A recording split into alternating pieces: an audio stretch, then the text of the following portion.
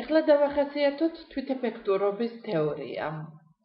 თვითეფექტურობის თეორია ასევე ცნობილია სოციალური შემეცნებითი ან სოციალური სწავლის თეორიის სახელწოდებით. მაღალი თვითეფექტურობის მქონე ადამიანები გამოწვევებს და უარყოფით კავშირს უფრო დიდი ძალისხმევითა და მოტივაციით პასუხობენ, ვიდრე დაბალი თვითშეფასების და თვითეფექტურობის მქონე ადამიანები. თვითეფექტურობაში გულისხმობთ ჩვენ ინდივიდის რწმენას, რომ მას ამოცანის შესრულება შეუძლია. საერთოდ მიზნის დასახვის თეორია და თვითეფექტურობა ერთმანეთს ავსებენ. როცა მენეჯერები დაქირავებულებს რთული მიზნებისაკენ უბიძგებენ ან აძლევენ რთულ მიზნებს, უსახავენ რთულ მიზნებს, ეს თანამშრომლებში თვითეფექტურობას ზრდის საერთოდ და ისინი თავიანთი სამუშაოსათვის უფრო დიდ მიზნებს ისახავენ. რთული ამოცანების დასახვა დაკავშირებულია ზოგადად ნდობასთან. მკვლევარმა ალბერტ ბანდურამ, რომელმაც თვითეფექტურობის თეორია ჩამოაყალიბა, განაცხადა, რომ თვითეფექტურობა შეიძლება 4 გზით გავზარდოთ. ერთ-ერთი ასეთი გზა არის მიბაძვითი ოსტატობა. ეს არის ამოცანის შესრულებისას ან სამსახურში შესაბამისი გამოცდილების მოპოვება. წარსულში რაიმე სამუშაოს წარმატებით შესრულება ზრდის მომავალში მისი შესრულების იმედს. შემდეგ შემცვლელი მოდელირება. თვითეფექტურობა უფრო სასწმუნო ხდება, რადგან თვითონვე ადამიანი ხედავს, რომ ამ ამოცანას სხვაც ასრულებს. სიტყვიერი დარწმუნება. უფრო მეტად დამაჯერებელი ხდება ამ შემთხვევაში სიტყვიერი დარწმუნება, რადგან ვიღაც გარწმუნებს, რომ თქვენ გაქვთ წარმატებისათვის საჭირო უნარი. ემოციური აღზნება. ბანდურას მტკიცებით, ემოციური აღზნება ზრდის თვითშეფასების უნარს.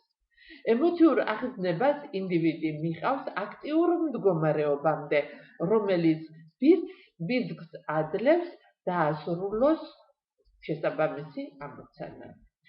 ბანდურას არ გამოუკვლევია პიროვნული თვისებები და ინტელექტი და ასევე ამ პიროვნული თვისებებისა და ინტელექტის კავშირი თვითეფექტურობასთან. სხვა კვლევები და თანაც მრავალი კვლევა ცხადყოფს, რომ ინტელექტსა და პიროვნულ თვისებებს შორის თვითეფექტურობის გაზრდა შორის პირდაპირ პროპორციული კავშირია, რომ ინტელექტს და პიროვნულ თვისებებს შეუძლიათ გაზარდონ თვითეფექტურობა. ეს ინდივიდუალური თვისებები ისე ძლიერად არის დაკავშირებული თვითეფექტურობასთან, რომ ზოგიერთი მკვლევარის მტკიცებით თვითეფექტურობა შეიძლება არ არსებობდეს, მაგრამ აუცილებელი არის პიროვნული თვისებებისა და ინტელექტის არსებობა. თვითეფექტურობა შეიძლება უბრალოდ დამატებითი პროდუქტი იყოს ჭკვიანი ადამიანებისთვის, რომლებიც თავიანთ თავში დარწმუნებულები არიან. ეხლა განვიხილოთ სამართლიანობის თეორია,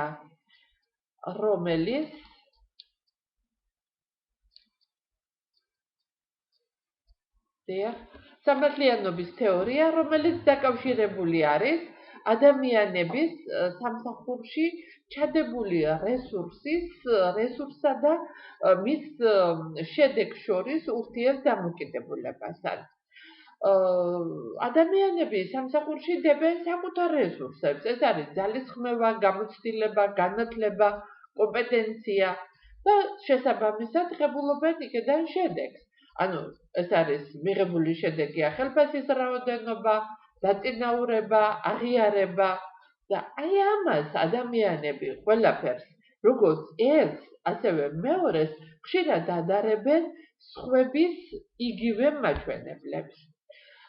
თუ ჩვენ აღვიქვამთ, რომ ჩვენი ფასდობა და იმ შესაძლებელი ადამიანების, ანუ ვისაც ვადარებთ ჩვენ თვისებებს და ჩვენ შედეგებს თანაბარია, აი ეს ფაქტობა არის თანაბარი, მაშინ ვამბობთ, რომ სამართლიანობა არსებობს. როცა ჩვენს მდგომარეობას სამართლიანად აღვიქვამთ, მაშინ ვამბობთ, რომ სამართალი ზეიმობს. თუ არ ვამბობთ, გულში მაინც ვფიქრობთ. როდესაც ვხედავთ, რომ ფასდობა არათანაბარია, ვძნობთ სამართლიანობასთან დაკავშირებულ დაძაბულობას. ასევე შეგვიძლია ვთქვათ, რომ როცა მიგვაჩნია, რომ არასათანადოდ ვართ დაჯილდოებულები, ეს შინაგანი კონფლიქტი შემდგომ გულისწყრომაში გადადის. ზედმეტი ჯილდოს დროს კი დაძაბულობა დანაშაულის გრძნობას იწვევს. შინაგანი კონფლიქტის უარყოფითი მდგომარეობა მისი გამოსწორების მოტივაციის შექმნის შესაძლებლობას ქმნის. შედარების ობიექტი, რომელსაც დაქირავებული ადამიანი ირჩევს, სამართლიანობის თეორიას სირთულეს მატებს. მას შეუძლია 4 შედარების არჩევა, ანუ ამ ადამიანს. თვითონ ორგანიზაციაში შეიძლება მოახდინოს ეს ორგანიზაციაში დაქირავებული სხვადასხვა თანამდებობაზე მუშაობის გამოცდილების შედარებასთან დაკავშირებით.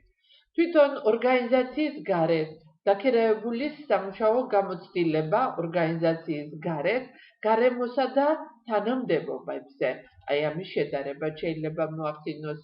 შემდეგ კიდევ შეუძლია მას შეარჩიოს სხვა ორგანიზაციებში სხვა ადამიანი ან ჯგუფი სხვა დაქირავებულის ორგანიზაციაში. შემდეგ კიდევ სხვა ორგანიზაციის გარეთ სხვა ადამიანი ან ადამიანთა ჯგუფი დაქირავებულის ორგანიზაციის გარეთ. საერთოდ სამართლიანობის თეორია არასამართლიან ანაზღაურებასთან დაკავშირებულ შემდეგ ვარაუდებს ეყრდნობა. დროის მიხედვით ანაზღაურების შემთხვევაში ზედმეტად დაჯილდოებული დაქირავებულები აწარმოებენ მეტს, ვიდრე ის დაქირავებულები, ვისაც თანაბრად უხდიან. პროდუქციის რაოდენობის მიხედვით ანაზღაურების შემთხვევაში ზედმეტად დაჯილდოებული დაქირავებულები უფრო ნაკლებ, მაგრამ მაღალი ხარისხის პროდუქციას აწარმოებენ მაშინ, როცა ისინი თანაბრად იღებენ ანაზღაურებას. დროის მიხედვით ანაზღაურების შემთხვევაში დაქირავებულები, რომლებიც ნაკლებ ანაზღაურებას იღებენ, უფრო ცოტა, ან უფრო დაბალი ხარისხის პროდუქციას აწარმოებენ.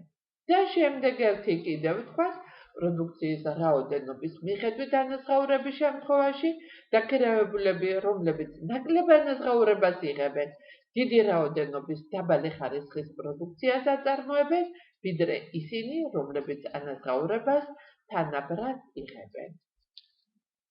კვლევებმა სათხო, რომ ზედმეტი ანაზღაურების შედეგად შექმნილი უთანასწორობა მნიშვნელოვან გავლენას არ ახდენს სამუშაო გარემოზე. ეხლა განვიხილოთ დამოკიდებულება სამართლიანობასა და თანასწორობას შორის. თანასწორობა მჭიდროდ არის სამართლიანობასთან დაკავშირებული. ისტორიულად სამართლიანობის თეორია კონცენტრირებული იყო საერთოდ შემდეგ მაჩვენებლებზე. განაწილებით სამართლიანობაზე, რომელიც წარმოადგენს დაქირავებულის მიერ ჯილდოების რაოდენობისა და განაწილების სამართლიანობის აღქმას.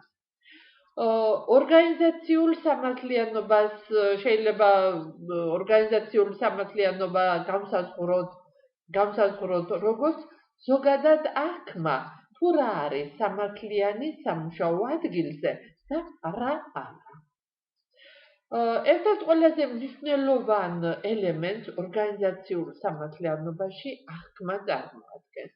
ასე რომ სამართლიანობა სუბიექტურია და რაც ერთ ადამიანს შეიძლება უსამართლოდ მოეჩვენოს, მეორემ შეიძლება სრულიად სამართლიანად მიიჩნიოს იგი. ორგანიზაციული სამართლიანობის კიდევ ერთ ძირითად ელემენტს წარმოადგენს მოსაზრება, რომლის თანახმადაც სამართლიანობა მრავალგანზომილებიანია. რომ ის მოიცავს როგორც განაწილებით სამართლიანობას, ასევე პროცედურულ სამართლიანობას. საერთოდ პროცედურული სამართლიანობა პროცესის აღქმული სამართლიანობაა, რომელიც განსაზღვრავს ჯილდოების განაწილებას. პროცედურული სამართლიანობის ორი ძირითადი ელემენტი შეიძლება დავასახელოთ. ეს არის პროცესის კონტროლი, ანუ გადაწყვეტილებების მიმღებთათი სასურველი შედეგის შესახებ ინდივიდის მიერ მოსაზრების წარმოდგენის შესაძლებლობა და ახსნა, ანუ მენეჯმენტის მიერ პიროვნებისთვის მიღებული შედეგის მიზეზების ნათლად ახსნა.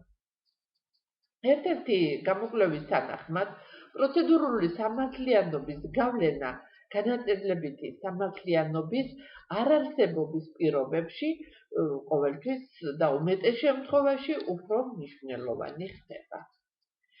ასევე შეგვიძლია დავასახელოთ ინტერაქციული სამართლიანობა, რომელიც არის ადამიანის აღქმა რამდენად ღირსეულად, ყურადღებითა და პატივისცემით ეპყრობიან მას.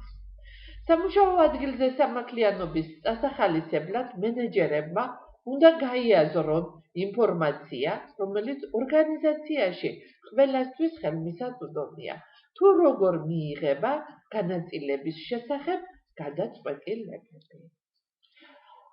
ეხლა გავსაზღვროთ ჩვენ შემდეგი თეორია, რომელსაც ვუწოდებთ მოლოდინის თეორიას.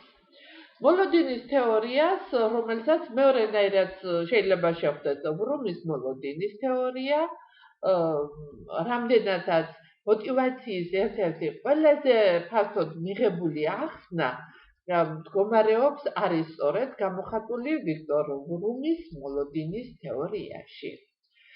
პრაქტიკული თვალსაზრისით მოლოდინის თეორიის მიხედვით იზრდება დაქირავებულების მოტივაცია, გამოიჩინონ მეტი ძალის ხმევა, როცა მათ სჯერათ, რომ ამ ძალის ხმევის შედეგი მათ მიერ შესრულებული სამუშაოს კარგი შეფასება იქნება. და ასევე კარგი შეფასების შედეგი კი ორგანიზაციული ჯილდოები იქნება, როგორიც არის დავუშვათ პრემია, ხელფასის გაზრდა, დაწინაურება და რომ ჯილდოები თანამშრომელთა პირად მიზნებს დააკმაყოფილებს. თეორია ყურადღებას ძირითადად კავშირის სამსახეობაზე ამახვილებს. ეს არის ძალისხმევასა და სამუშაო შესრულებას შორის კავშირი. ინდივიდის მიერ აღქმული შესაძლებლობა, რომ გარკვეული ძალისხმევას შედეგად სამუშაოს კარგი შესრულება მოჰყვება აუცილებლად. ასევე სამუშაო შესრულებასა და ჯილდოებს შორის კავშირი. ანუ ეს არის ინდივიდის რწმენა, რომ გარკვეულ დონეზე სამუშაო შესრულება სასურველ შედეგამდე მიიყვანს მას. ჯილდოსა და პირად მიზნებს შორის კავშირი. ორგანიზაციული ჯილდოებით ადამიანის პირადი მიზნების ან საჭიროებების საკმაყოფილების ხარისხი და ადამიანებისათვის ამპოტენციური ჯილდოების მიმზიდველობა. ვინაიდან კვლევის სხვადასხვა კვლევები სხვადასხვა ადამიანები ახდენდნენ და სხვადასხვა ადამიანები აკვირდებოდნენ ამ პროცესებს, ნათლად არის გამოხატული მხარდაჭერა მოლოდინის თეორიის მნიშვნელობისადმი. მიუხედავად იმისა, რომ როგორც თქვით, ბევრი ადამიანი აკვირდებოდა ამ კვლევებს და ბევრი ადამიანი ატარებდა და ზოგიერთ ისადმი ცოტა უფრო სკეპტიკური დამოკიდებულება აქვს. ეს თეორია იდეალისტურად შეიძლება ჩაითვალოს სამუშაო ადგილზე არსებული რეალობის გათვალისწინებით. რამდენადაც აღნიშნული თეორია ხსნის, თუ რატომ ცდილობს დაქირავებულთა მნიშვნელოვანი ნაწილი სამსახურეობრივი მოვალეობების ნაკლები ძალისხმევით შესრულებას. ამდენად საკმაოდ მნიშვნელობას ანიჭებენ მას და იყენებენ კიდევაც. ეხლა შეგვიძლია ვთქვათ, ჩვენ დავამთავროთ იმით, რომ გამოვიყენოთ და ავხსნათ მითითებები მენეჯერებისათვის, რომელიც აი ამ თავის შესწავლის შემდეგ შეიძლება ჩამოვაყალიბოთ. ამ თავში განვიხილეთ ყველაზე მეტად დამკვიდრებული მოტივაციის თეორიები, რათა დაგვესაზღვრა მათი მნიშვნელობა ჩვენს მიერ წარმოდგენილი ცვლადების ასახსნელად. შევაფასეთ მეტნაკლებად თითოეული მათგანის მნიშვნელობა.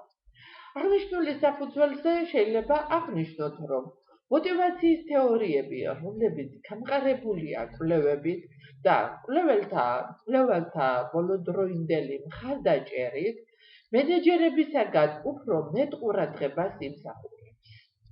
ეს თეორიები არის ყველაზე მეტად გამორჩეული სხვებისაგან ბიზნეს დასახვის თეორია, ორგანიზაციული სამართლიანობის თეორია, შედარებით ნაკლებად, მაგრამ მაინც მნიშვნელოვანი დონით არის წარმოდგენილი ორგანიზაციაში, ასევე სწორედ მოლოდინის თეორია. ამ თეორიების გამოყენება ორგანიზაციაში არც თუ მარტივია, ნამდვილად არ არის მარტივი, მაგრამ მიუხედავად ამისა, ისინი პრაქტიკულ მითითებებს მოიცავენ იმის შესახებ, თუ როგორ უნდა გახდეს სამუშაო მოტივაციის მიმცემი და ამდენად მენეჯერებისათვის მას ძალიან დიდი მნიშვნელობა აქვს. აი ამით დავამთავროთ ჩვენი დღევანდელი ლექცია. დახვამდის.